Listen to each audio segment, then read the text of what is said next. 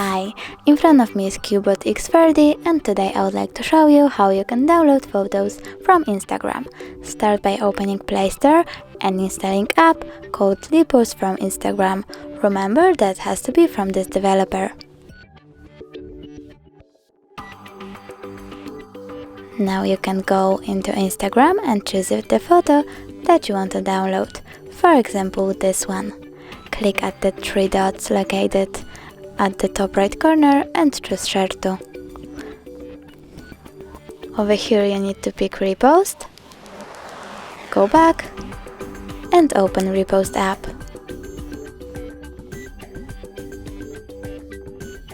Choose one of the options and tap Agree. Now choose your photo, click at the square to remove the label and tap on the middle button. Now when I will go into Pictures,